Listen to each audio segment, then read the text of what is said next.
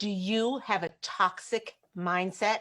Do you even know what a toxic mindset is? Today, we have an amazing guest expert. Her name is Estie Rand, and she is going to walk us through how to get whatever's rattling around in your head out of your head so you can be productive and fulfilled and win, and like succeed at what you want to succeed at. Stay tuned.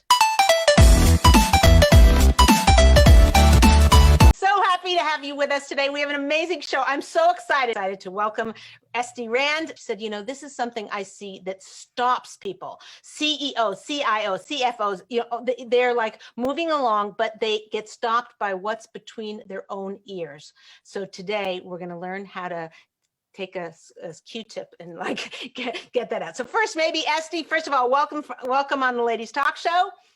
Thank you. I'm very excited to be here. Good. And the first question I have for you is, what exactly is a toxic mindset? I mean, define it for us. What does it mean to have a toxic mindset?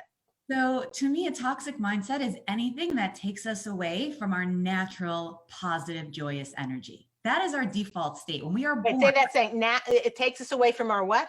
Our natural, joyous, positive state. So hold on a sec. Natural. What if our natural state is to be a grump? Really? You've ever seen a grumpy baby? If they're not dirty, hungry, or tired, you've seen a grumpy baby? Oh, that's interesting. Okay. So you said state, before we let all the dirt and the garbage of life get stuck in our heads and attach ourselves to it, our default state is joy and positivity. Oh, wow. Okay, fine.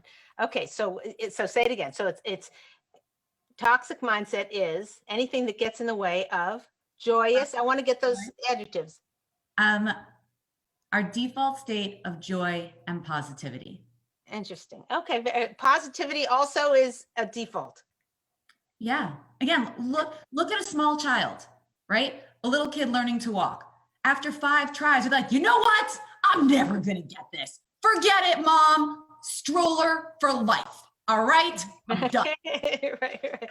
Okay. Got it. Okay, fine. So good. So toxic mindset. So how do we get into a toxic what is the mechanism? Something happens. Is always external things that happen to us that make that happen? Or is it that we have something's wrong with our brain to begin with?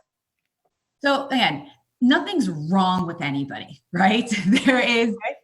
We go through life and every experience leaves an imprint, right? For fun, I study things like quantum physics and neurobiology, just light reading at bedtime. And if you understand how the brain works and how we form neural networks and neural patterns, the more you repeat something, the more it becomes part of who you are. And the more you become addicted to your own thoughts and feelings because they're familiar feels safe. And so something happens, it brings you down. Okay, right? And it's such a long story, but even just that, right? It's only the story you tell yourself about it. Right? You're out and it starts raining. Yeah. If you're in a place that needs rain, right? Parts of California, drought, Israel, like there are places where rain is a huge blessing. People get excited. Rural places where they're trying to grow things. It might rain and be like, yay, it's rain. And what if you're in a place like, I don't know, I'm from New York originally, right? New York, when it rains, no one's like, yay, it's rain. Everyone's like, oh my God, it's raining, right? The rain is the same. It's the story you tell yourself about it. So you tell yourself a story about the event, and that gives you a perspective. Perspective elicits a feeling. That feeling creates neurobiology, transmitters, hormones, needs to be released, and you experience something. And then that becomes a little part of you. And then if you repeat that pattern again, you create a wiring. And the more you repeat it, the more you regulate. It's like a habit. It becomes like this unbreakable habit that you can't get out of. No such thing as unbreakable. There is nothing. That's good. Nothing. There is no such thing as an unbreakable habit. There are more entrenched habits. There are more difficult things to break through, but nothing is impossible. Nothing. Wow. Okay, fine. Hold on. We had a question. So firstly, by the way, Esther Rose from London says hello from London. So awesome. Thank you for joining us, Esther Rose. We've got London in the house. Okay. London in the house. And somebody's asking what happens, meaning, Estie was saying about how a baby is obviously even born positive and is not negative. What about somebody who it really is their nature to be negative. Like, I know it's necessarily not maybe from birth, but ever since a young child, they've always been a crying, negative, kind of feeling down type of person. Okay. Are they happy that way? They can stay that way. Yeah. Yeah, they definitely are not happy that way. They just now are like, what do you do if that's your sort of, maybe that's more of your nature and what you tend to go towards?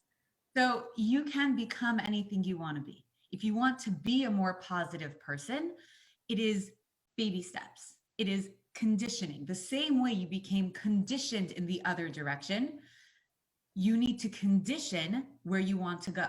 So it's reading books on positivity. It is every day focusing on the positives in your life, daily gratitude exercises, daily smiling. We actually, again, emotion is energy in motion. Okay. Psychology follows physiology, right? You get up, you stand up, you get dressed nice, you put on your makeup. You just, again, the difference between clapping your hands like this to clapping like this will make you feel different in your body. Every day you do things that a positive person would do. And after 5 days, you might not see much of a difference. And after 10, you might start to feel a twinge and you will feel so insanely uncomfortable because it's so different than where you've been. But you keep going because when you cross the river from one side to the other, at some point you're in the middle and you're just equidistant from both sides. And what most people do is they retreat straight back to what was familiar, right? Because they feel so uncomfortable, like, I don't know who I am and where I am. This is not like that. I don't know what I can do. But you keep going.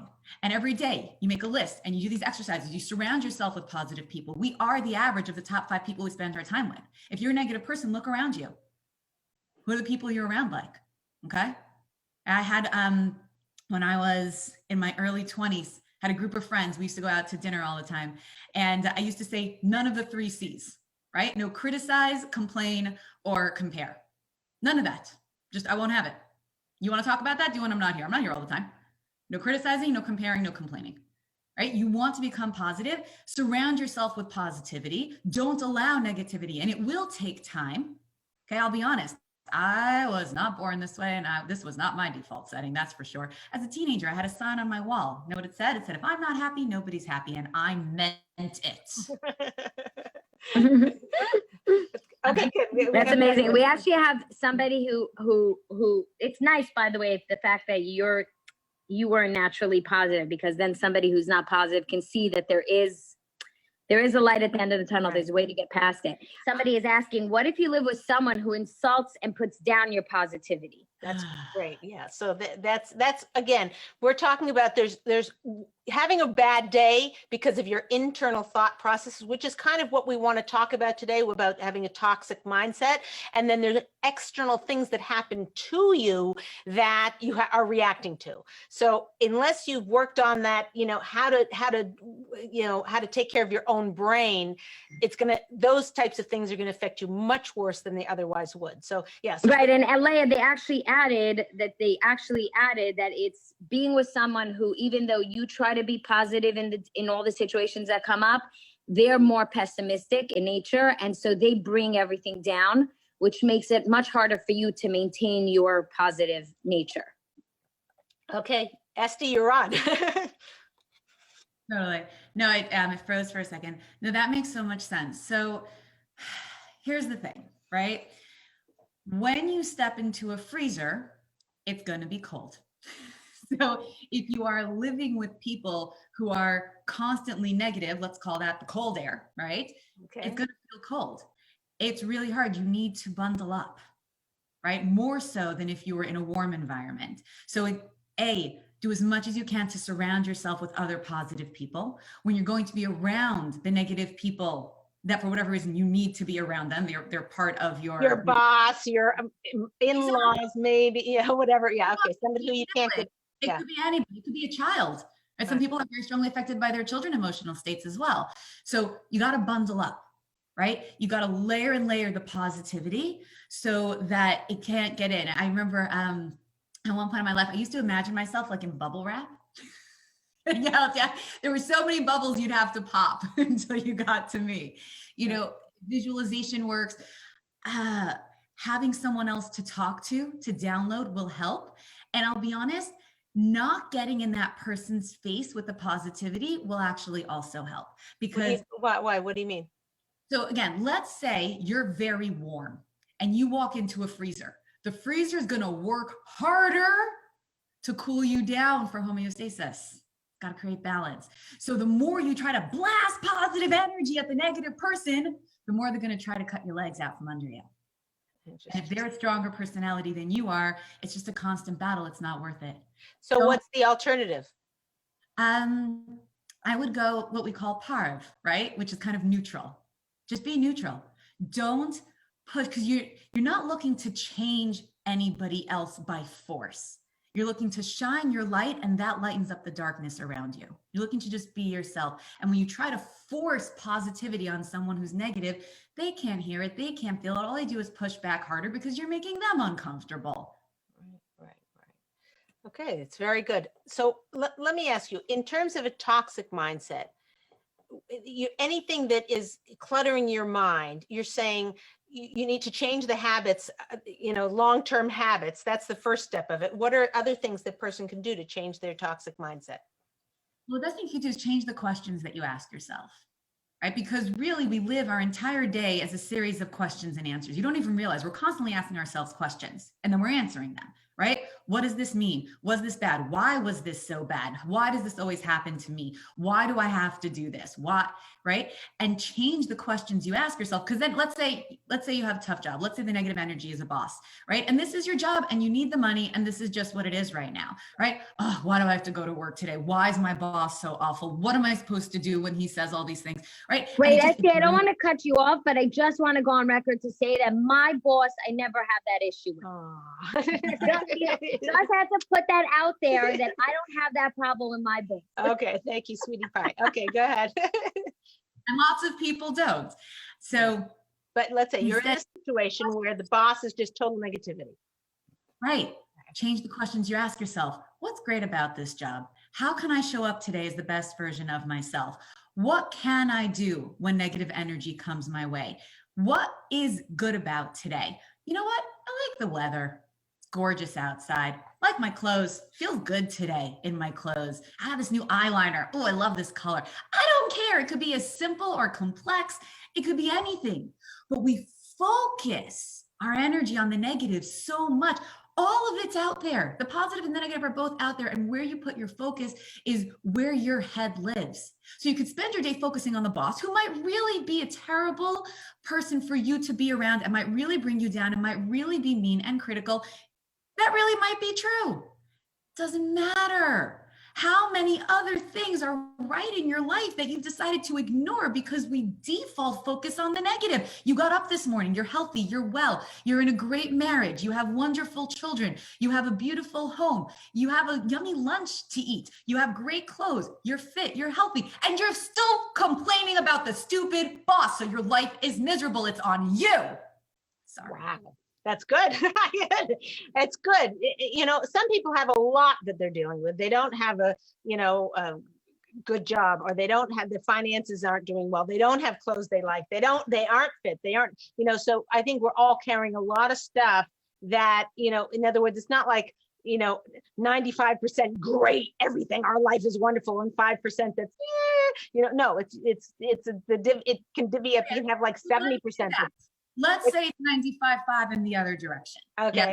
Let's say 95% is miserable. You're in a horrendous marriage, overweight, unhealthy, have a hard time breathing, legs don't work fantastic. No one really loves you. Okay, I've heard enough.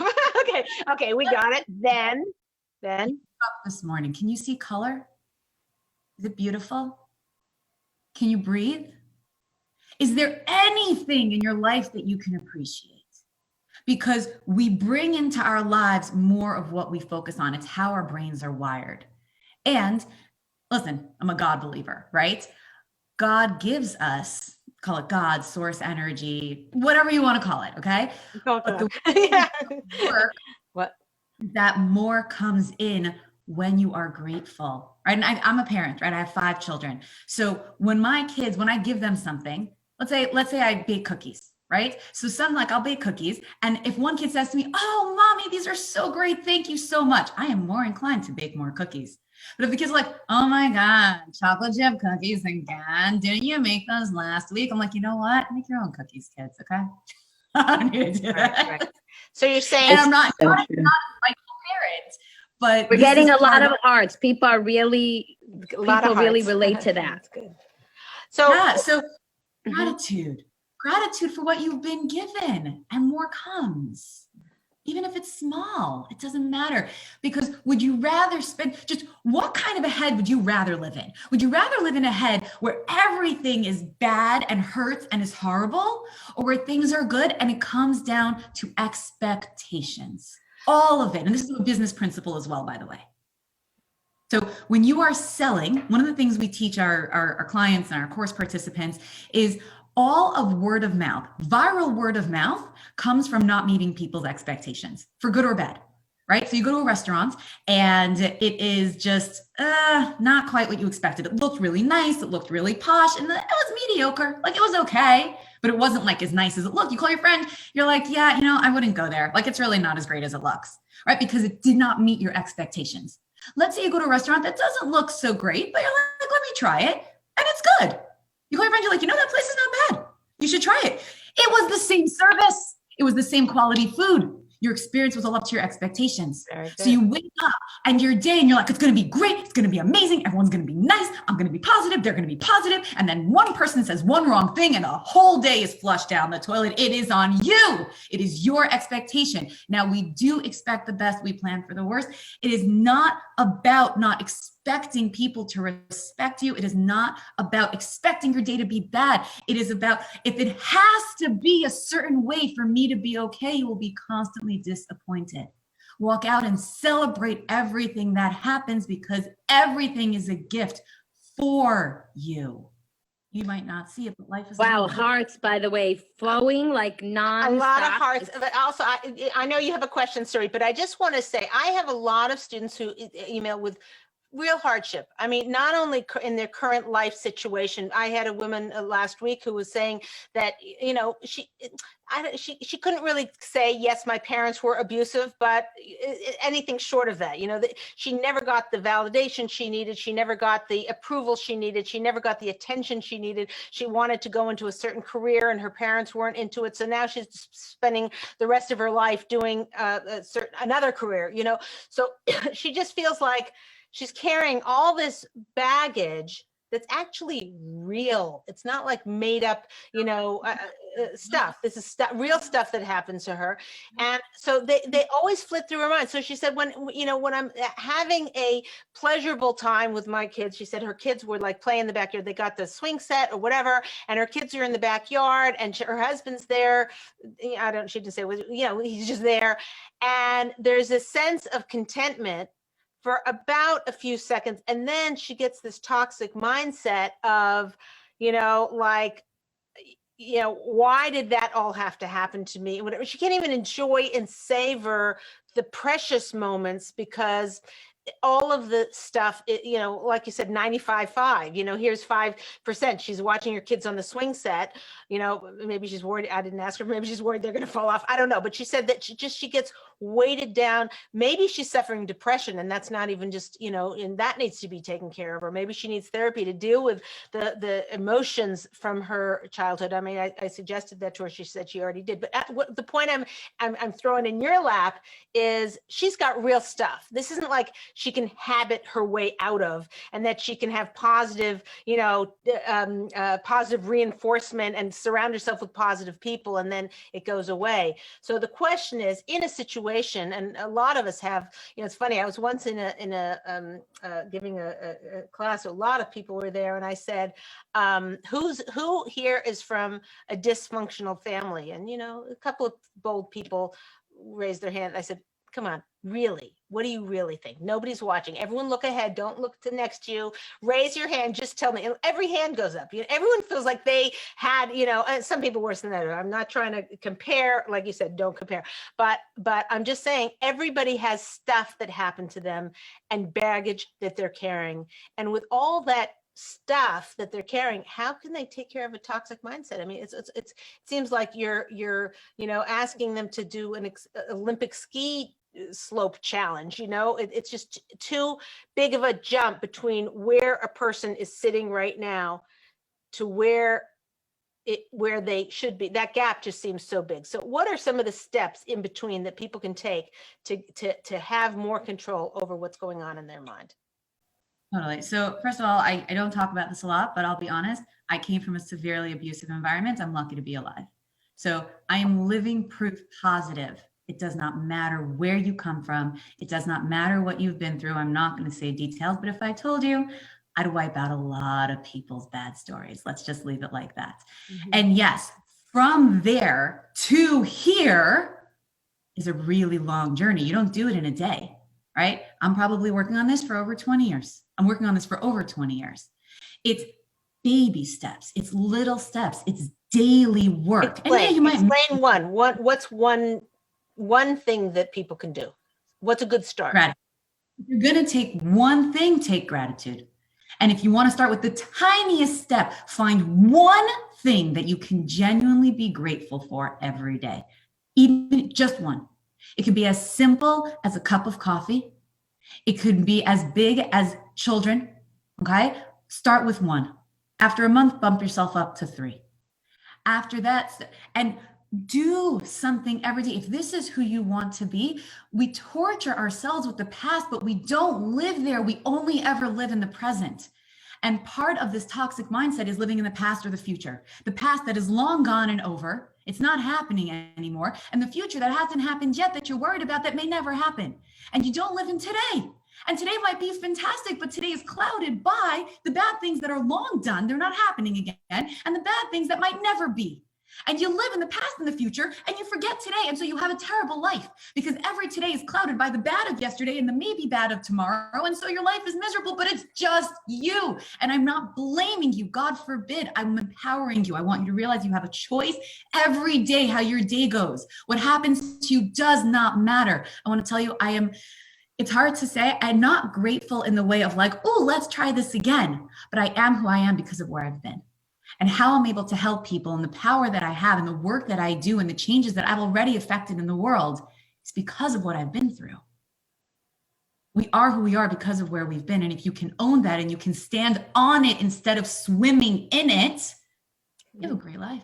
I like that line. Okay, yeah, go ahead, Sari. Yeah, so firstly, we have Hannah Batsheva from Instagram who just kept saying, like, so true. Everything that she's saying is so true. And she said that Estie's actually talking a lot of what everyone feels. And obviously the point is now to implement some of these things and be able to put it. So we have a question from Facebook. How can I start taking steps from distancing myself from negative people without offending them? Great. So get out of goop. Get out of who? Goop. Goops. Okay. Slimy. Good opinion of other people. Goop. Goop. Get good opinion. You mean worried about what other people think of you? That's right. You're so worried about other people think of you, you don't matter, only they do. So the fact that every time you talk to them, you feel like the dirt under the dirt on the slime on your shoe, that doesn't matter. But you don't want to offend them by maybe not calling them back. I'm sorry, who matters? Because if you don't matter to yourself, you're not going to matter to anybody else. Now, I'm not saying to be rude. And I'm not saying to insult anybody, but I've found many people who so don't value themselves that they will rather engage in toxic interactions with people than risk them being the slightest bit insulted that they didn't call back. Don't call back. I'm so sorry. I was busy. I was busy loving myself too much to talk to you. Don't say the rest of the sentence. That's very good. It's very interesting because this last week is the time of our joy, is Simcha for the holiday of Sukkot. I don't know Sukkot, whatever. So over Sukkot, this happened and that happened. There was a couple of really troubling, frustrating things that happened, and I'm thinking to myself, like, do I want my head to be thinking this for the rest of the day? This was like a really lousy thing to happen in the middle of, Yontif, whatever, in the middle of the holidays. And then I thought, oh my gosh, this is the time of our simcha. This is the time of our joy. This is supposed to be the week where it's the time of ultimate, of pleasure and joy in the moment. And that is a direct commandment by God. So what I was able to do, it was literally on a dime. I'm telling you, and also I hadn't gotten a lot of sleep, and and this happened, and then this other person who was supposed to come didn't come, and then he came later. And when I wanted to rest and whatever, it was just like just one thing after another or whatever. And I just could have gone totally downhill. And what I was able to do, just realizing that that's not what God wanted. That's not what he wanted. He wanted me to have joy. And so I just kind of somehow bundled it up in my head, like with a little bow, and threw it over there. And I just went on about straightforward with where I was and in the present. And anyway, I'm just throwing that out to you because it just happened to me last week. It's just another strategy along with what you're saying. We've got another question coming in. So hold on a second. Wait, go ahead. Okay. So if you could just, Estie, if you could just repeat the goop, what it means, because people are asking, did you say goose or goop? So just if you could clarify what the goop stands for. Okay.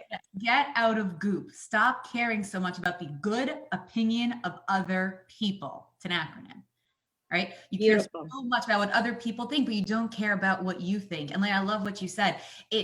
We all have that power. When something negative happens, you can say, you know what? What's great about this thing? Right? Or what's even good about this thing? Or if you can't find anything, you say, listen, you know what? I don't know what's good about this thing, but I know God loves me because I'm awake, I'm alive, and I'm breathing. So I don't understand this right now. What's a wig? Awake. Oh, awake. Okay. I'm alive and I'm breathing. I'm on this side of the dirt. Yeah. So I'm on this side of the dirt. God wants me to be here. I believe God loves. That's a foundational question, right? You either believe God loves you or it doesn't. It's either a good universe or it's a benevolent universe or it's not. And if it is, then I don't have to understand it. So if I can't say what's great about this, and usually, by the way, when you ask that question, you get the answers to the questions you ask. So you say, oh my God, why does it have to happen to me? You'll get lots of answers. I insulted my brother-in-law last week. I'm probably being punished. You'll get the answers. But you say, what's great about this? You get those answers. And if you really can't, you say, you know what? I don't know what's great about this. I don't understand this, but I know God loves me. I can't wait to see how this turns out to be great for me. I'm so excited to find out. That's awesome. Okay, wow, we're getting a lot today. Okay, go ahead. Sorry, Sarit. Okay, so somebody asked, I have a few, but I'm going to do one at a time. So somebody asked, if I can't push my positivity on other people, how do I stay genuine to myself? Okay. What does she mean by pushing the positivity? Meaning that if I'm around other people that are negative, and I'm not going to be able to put my positive energy on them, because once they're negative, like you can't change someone else. You can only change obviously yourself. I'm not going to be able to change them, but I have to be around them. Like I have no way of avoiding not being around them. How do I then stay genuine to myself? Because we do get affected by the way other people are feeling. So if somebody's constantly down, even though we're positive, it may bring us down a little bit. Definitely. So again, the first thing, honestly, if this is important to you, spend less time with them if you can, right? Don't look to spend more and more time with them. Look to spend less interactive time is number one. Look to find other people or other experiences that are positive, whether it's free audios and podcasts or books. Do as much as you can to surround yourself in your other time with positivity. And when you're with them, do what you can to focus on the positive, even in your own head, while they're on the negative. So they're saying, oh my God, and I went to this place and you're not going to believe it. The line was so long. And then there was like baby crying next to me. And I was just like, oh my God, why does the baby have to be crying? And you're like, stop it. I'm trying to be happy. Right. So instead, just look and be like, I'm so grateful that if I was in that line, I would have been okay. That's a positive thought. I'm glad I'm not you. Right? I'm glad there are babies in the world. I'm glad there are stores that we can shop in, even if we have to stand online. Condition your brain. And by the way, you also can look at it as, wow, this is such a great experience for me to have to be around these negative people because I am building my positivity muscle in a way that other people don't. I am forced to have to find the positives while they're sitting in the negatives. That is making me so much stronger. When I lift weights and I do weight training, I don't lift 1 pound weights anymore, which is what I used to do. I lift weights that are heavier, too heavy, because that builds my muscle. So you're in a situation where you have to lift a heavier weight. You're building a better muscle. So you even have a positive focus on the negative experience. The more you do that, the more you wire your brain different every time. And then those friends become an asset instead of a liability, but still minimize your time with them. That's awesome. That's good. Great. But also we have to know there's a source for this. There is a source for managing your mind and having a positive outlook and being besimcha, being full of joy in our life. There are many, many sources that tell us this is how we're supposed to live our life. And it's not just because you have an obligation to other people to smile. Like when you're walking down the street, you can't see your own smile. Now, yes, she's talking about how physiology affects psychology, but there's an actual source that talks about how we have an obligation to smile so that the people around us are uplifted. That's an obligation. So even if you have, you're struggling in your own mind. I know I had a student 10 years ago who was talking about the fact that she feels guilty moving on. Like, in other words, if she doesn't process all of the stuff, her parents had gotten divorced and then her father, left the, whatever, she had just all this turmoil, and her processing of that, it was making her into a stronger human being, she said. But also she felt guilty just jettisoning it because, and I said, you need therapy. I can't remember, it was 10 years ago, but it was a long time ago. But the one thing that stuck out in my mind from this is even here you had somebody who was motivated to move on. You had somebody who was had done a lot of internal work and on herself or whatever. She still found it hard to sort of let that go so that she could go forward in her life. And so even, in other words, what is going to give her the strength to be able to move on is understanding God's requirement to be besimcha, to be happy, and to let yourself be able to let go of that guilt. I would like to hear from you about the transformation of going from somebody who's bogged down from the past into moving forward in a positive way. I mean, you've told us a little bit about it, but that kind of jettisoning, I don't remember what I told her 10 years ago. I hope I helped her, but I'd like your thoughts on it. And we have another question. Yeah, actually that ties into Jillian Marie Barrera on Facebook, who actually asked, how does one get into the mindset, meaning that positive mindset, moving away from the negative? So it could be answered together. Yeah. Awesome. So, one of my favorite principles actually comes from Rabbi Dessler. And I have a whole bunch of teachings on this on the Jewish Torah Anytime channel. And it's the foundational principle of the sages. The Hebrew is sur me'ra va'aseh tov. Okay, move away from bad and go do good. Okay, now I'm gonna go like Jewish history for a second. Okay, the Jews left Egypt and then they got the Torah. Now, how long was it? I've been teaching Torah stuff for years and years. Before I did business, before I did all the stuff I do now, I would get up in front of classes of students who had been learning in Jewish private schools for a decade plus and say, how long was it from when the Jews left Egypt until they got the Torah? Half of them never knew, okay? It's 49 days, okay? It's 49 days from when they left Egypt, they got the Torah. Now, Torah says that there are 49 levels from impurity to purity, right? So the question, does it go is there like a ground zero where you're neutral and then it's like minus 49 and plus 49? So first I've got to get from minus 49, well, there's 50, right? And the numerical significance is a whole other cool thing because I'll tell you what else I read in my free time. So from minus 50 to 50 and then to zero and then from 0 to 50. And it's not like that. There are only 50 levels. It's a staircase. There are 50 stairs. So every step away from negativity is a step towards positivity. Every step towards positivity is a step away from negativity. However, where you focus makes the difference. Because if you're always looking down behind you at the negativity, it's a lot harder to step up when you're looking down. And so one of my favorite quotes of all time is from Helen Keller. Keep your eyes to the sunshine and you'll never see the shadows. And so the way you do it is in pieces and you accept that you're on a journey. I don't know how it happens, but we always feel like it's all or nothing. Well, I'm either positive or negative. No, there's a range here. Okay. There's a range of experience. Be kinder to yourself. Okay. And if you fail, great. You learned what you don't want to do. All right. Experience is the best teacher, and most experiences are failures. That's where you learn. So those 49 steps, those are some of the things you've already talked about not looking at the past, looking at the future, trying to be in the present.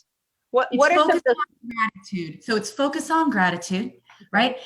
Actually putting a smile on your face. Like, I love what you said, we have an obligation to smile. 20 years ago, I was in a Jewish seminary in Israel, and one of the teachers said, your face is public property.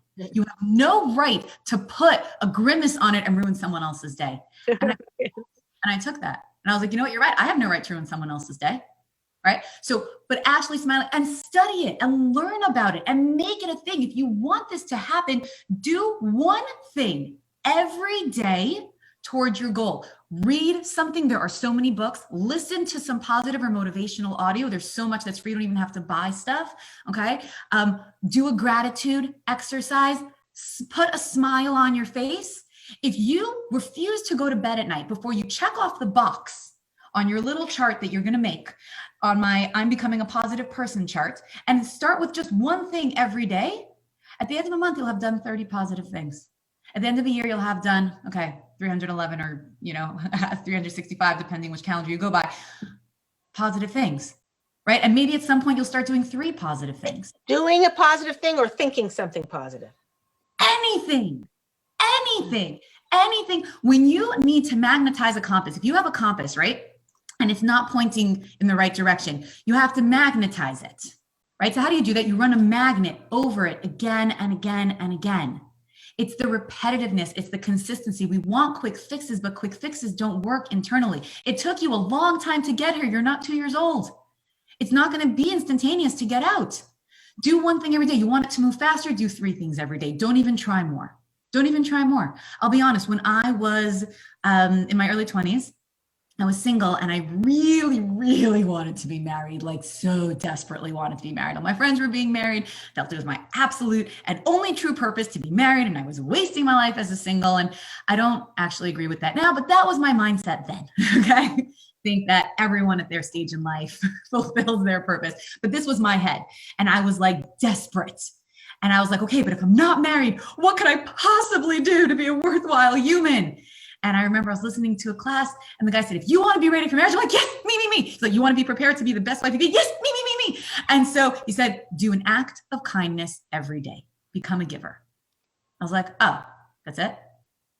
And I put it in my planner, made a little box, paper planner, every day for my act of kindness. And I refused to go to bed until I did something kind for another person, right? So depending on your stage in life, if you're married, you have children, you do things for people all day long, right? But as like a single 20-year-old, I wasn't really doing anything for anyone but myself most of the time, right? I was just living in my own world and making sure to go out of it changed who I was fundamentally, changed who I was. You want to become a positive person? Do one thing every day because it changes your focus. It means your day is focused on what positive action am I going to do today?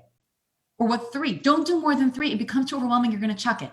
Right? And if you decide 3 and it's too hard, just go back to 1. Do one positive thing. You are going to see after a month, you're already a different person. It takes between 21 and 30 days to change a habit. Okay. Do this straight for 1 month. You will start to be a different human. Do it for 3 months. Do it for 1 year. You are a different person. It is not rocket science. You don't need 49 different things. You need to do one thing every day, whether that's reading a page, putting a smile on your face, picking something you're grateful for. I don't care. Great.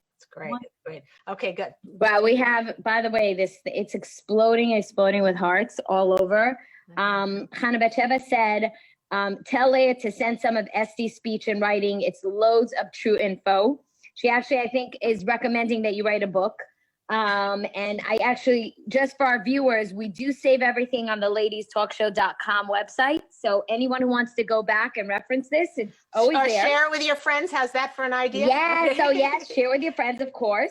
And she also said, which is a great line, from Instagram, keep your eyes on the sunshine and away from the shadow.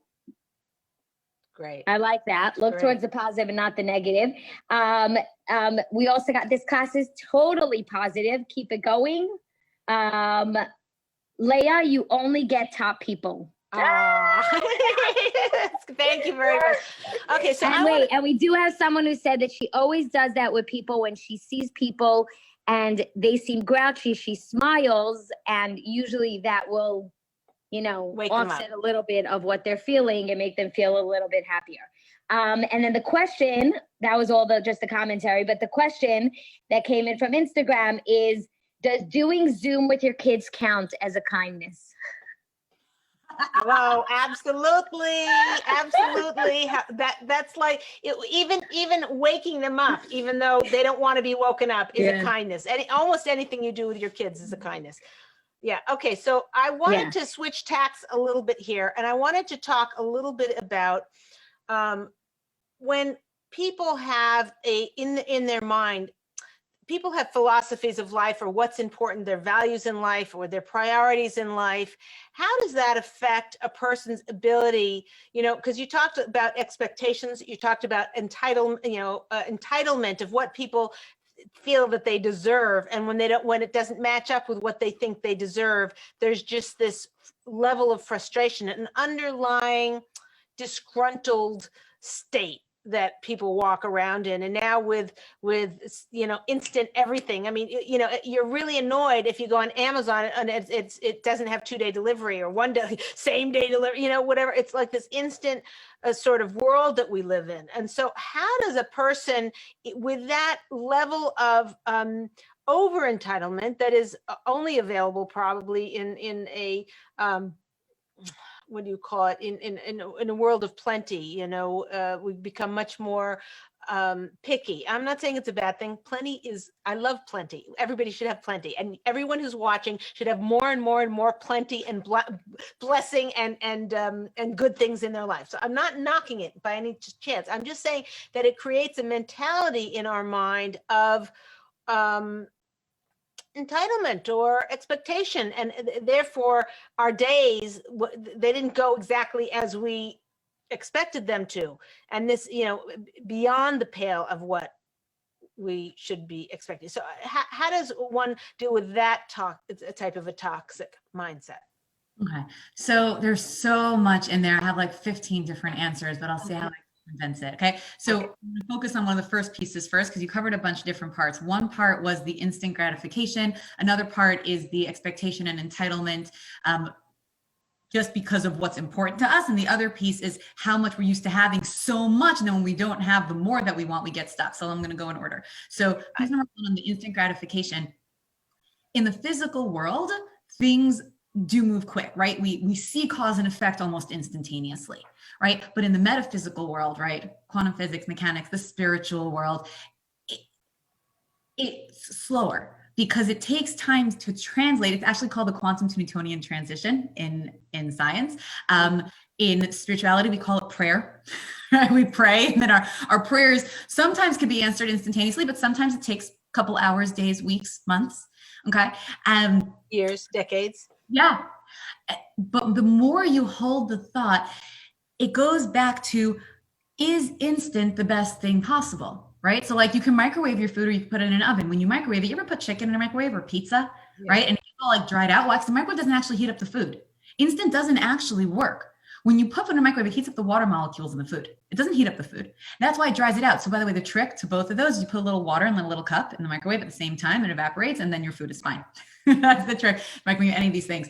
So there are tricks, but the idea of the instant, when it has to happen instantly, there are shortcuts that have to be taken, right? If you need it exactly the way you want right now, okay. But who says you're right? You're such a control freak, right? We're such control freaks. We are so convinced we're right. And no one listening to this show, I believe, is too young to have had an experience where we were so sure we knew exactly what we wanted. We're like asking God for it, and we're like, I want this, I want this, I want this, I want this. And then we either get it or don't get it. And in hindsight, we're like, oh, that is not what I needed at all. I did not want that. Right? And sometimes we get lucky that we didn't get it. Sometimes we get it and we're like, oh, okay, you know what, God, next time, don't listen to me. I'm going to just put it out there. I'd like this. you know better. I don't really have the same perspective. So if this is going to be better, I actually just heard the most beautiful prayer that somebody said, which is, because they were, actually I was praying for something that was material that I wanted, because of course you would want that or whatever.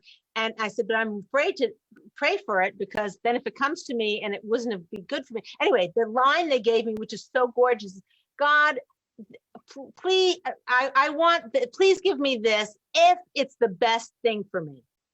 And it's so awesome, because then if I got it, I would know that it was the best thing for me. And if I didn't get it, right, instead of being really horribly disappointed that I didn't get it, I could sit there and think, oh, I didn't get it. Thank goodness it wasn't the best thing for me. I'm so glad I didn't get it. It's a gorgeous, I just think that is the most gorgeous prayer. So now when you're praying for something that you're not sure whether, look, I used to work with the singles, don't anymore, but I used to work for a couple of decades, and helping them get married. And I'm like, don't pray that this guy, that this is the one, or that girl is exactly, that you should marry that girl. Pray that that you should meet your bashert, your soulmate, that you should meet them and marry them, and just keep praying for that, because you might, who knows, may not be the best person for you. That takes time to find out. Anyway, okay, sorry, back to you're covering three things that I totally interrupted. So the instant gratification, again, the instant isn't always the best, right? We don't have the patience to wait for the right thing to come sometimes, but it's our problem, right? It's not God or the universe. It is us that are being impatient, right? And the best thing we can do is just say, listen, this isn't here yet. That means that it's not right for me yet. It's going to come. The best thing for me is going to come. That trust, that faith, it makes the whole difference. I'm such a God believer that I don't know what life could possibly be like without God in my life. My life would make no sense. It would make no sense, right? I can't make my heart beat. Right? It makes no sense. And if I believe in God, and I'm an Orthodox Jew, right? If I live my life in practice every day, following God's instruction, and then at the same time, I'm like, but I need this thing and it's not here.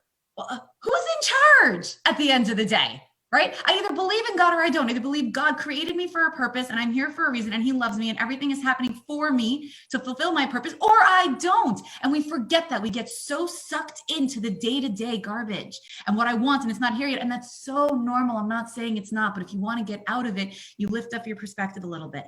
You say, oh my gosh, I really want this. I really want it. But at the end of the day, I know God loves me.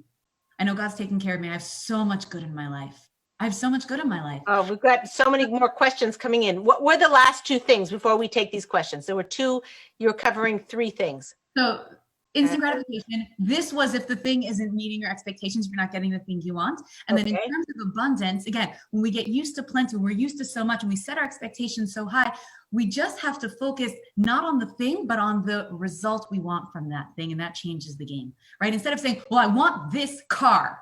You don't want this car. You want to feel the freedom, or you want to feel the prestige that the car will give you, or the convenience. Focus on the feeling. Now, what else can you do to get that feeling? And you will quiet the little desire monster inside you. That's very good. Okay, Sarit, very excellent. Go ahead.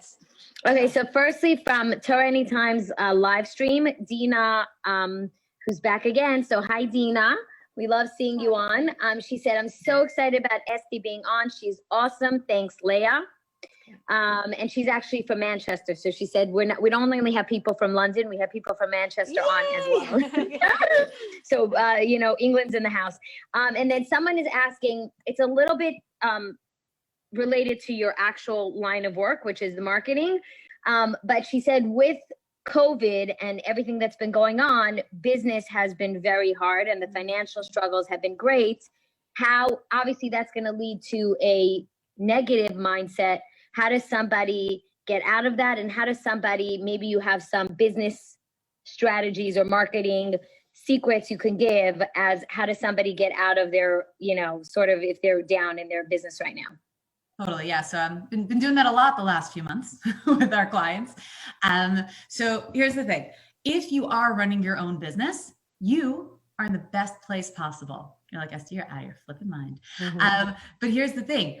If you built it once, you can do it again. What happened? We get complacent, right? So when you start a business, you're like, okay, you're exploring, you're figuring things out and you're building things. And then you're just in it and you're cruising until something comes and like knocks you straight off the path. You're like, oh no, help, I fell off. Dude, you weren't on there in the beginning. You did it once, you do it again, you start again. Now, you might keep the same business, but as I said in one of my talks, be like a ballerina and pivot. Okay. So you look at what you're doing now and you say, does this still match the current world? Does my pricing still match? Does the audience still need this? They need it in the way that I was providing it. When we build a business, all of business is an exchange of value for value. Okay. So whatever you were doing, whatever value you were providing, the world changed, might not be the same exchange it used to be. People might not be willing to pay for it, what they used to, or anything. So now look and say, okay, based on what's happening in the world, what people need, what I have to give, what value can I provide now? I can tell you, I have some of our clients and our course participants are succeeding beyond their wildest dreams during this time, earning 3 and 5 times more than they ever were before. And some people are completely falling apart. Right? It has nothing to do with the outside world. It has everything to do with what's between your ears. It's how you look at it, it's how you focus on it. So you can, and personally, I believe, received this from my rabbi many, many years ago. Okay. If you don't watch the news, you are uninformed. And if you do, you are misinformed. Right? So it's all perspective. I would stay away from the news because it's fear-mongering, panic-inducing sludge. That's my opinion. So that is great. She needs to repeat that. That is the best line. No joke. okay, say it again. The whole thing or just the end? Fear-mongering. No, about the news. Yes. If you watch the news, if you don't watch the news, you're misinformed. You are uninformed. If you do, you are misinformed because I love it. It's incredible. Fear-mongering, panic-inducing sludge. So I don't watch the news. I don't know what's going on in the world unless somebody tells me. Right. So let me just ask you this. You're saying that the success or the failure of someone's business at this time has more to do with what's in their head than what. So what happens if right now, somebody had a restaurant and they had, 50 people dining in every night, and now they get 10 and they all have to be outside in the parking lot. So they're getting less people, whatever, you know what I'm saying? Like, it seems very much external, not internal. Again, refocus. If you are, it's such a fascinating dichotomy, right? Because I say to you, don't live in the past or the future, live in the present. And at the same time, use your experiences from the past in order to build your future. Right? So it is an interesting dichotomy, but you're living in the present, but you can't be, if the present is not what you want it to be, don't look at it as because every second's already history. It's already old. Everything I said is already old. Right? We travel at the speed of light, but speed of light is still speed and it's already old. By the time you hear my words, they're already old. They've already happened. It is already past. If I snap my fingers, it's already happened. It's old. And so you live in the now and you decide what the future is going to be. So you say, listen, what used to be is done, but I have the knowledge and experience from where I've been to build wherever I want to go. What do people need now? Well, they might want, I just want to say and I haven't done this to anyone, but just off the top of my head, based on this question, maybe people are preparing much more at home, but maybe they want a home cooked meal. They don't want to do the work. So maybe instead of doing the prepackaged food, you give them the raw materials to make the meal. Maybe you do fully catered things. Like there's so many, so you can't do what you've been doing. Okay, I'm sorry. Did life change on you? Welcome to how life works. Okay? Figure out what to do different based on what the world looks like. So you're saying that's just a matter of what's going on in your head. It's not a question external. It's internal. It's internal because it's how you react and interact with what's around you. Some people look at what's around them and they fall apart. Some people have the exact same what's around them and they thrive. What is the difference? It's not the surroundings. It's how you deal with the surroundings. It's what you do. It's how you look at it. Two people standing next to each other. They've done studies on twins.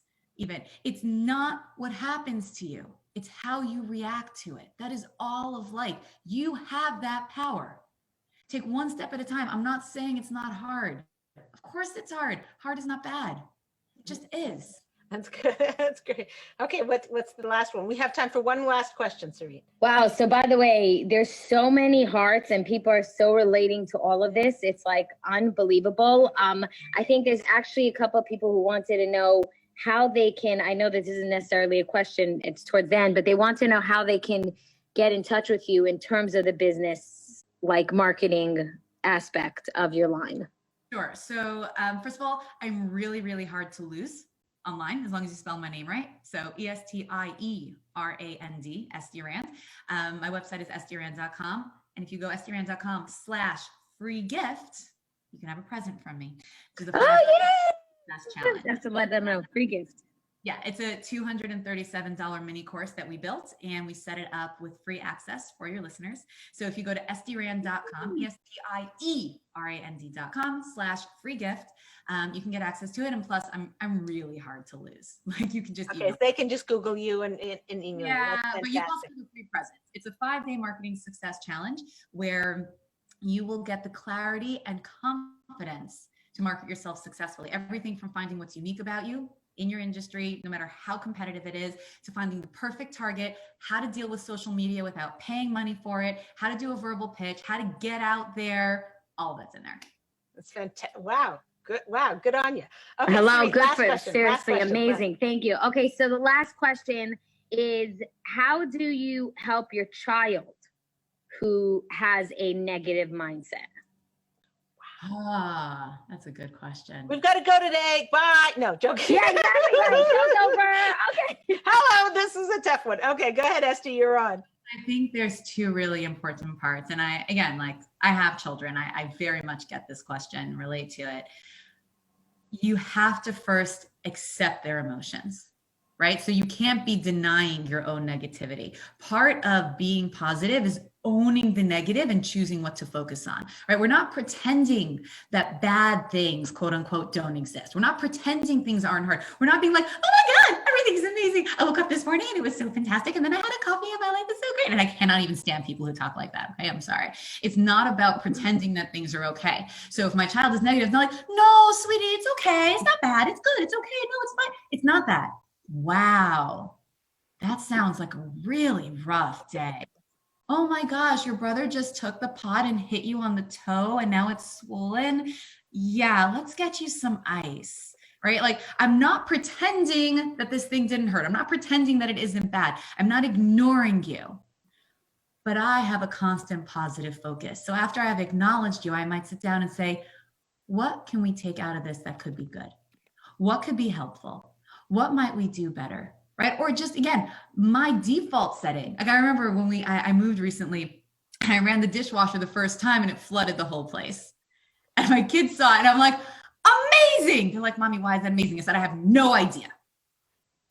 No idea. Why it's good. It's got to be good somehow. It's amazing. And you know what? It ended up being amazing. The landlord replaced it. I got a brand new dishwasher. It's gorgeous. I had no idea why it would be amazing. I didn't know if they'd ever fix it. I lived in a different house where the dishwasher did the exact same thing the first time.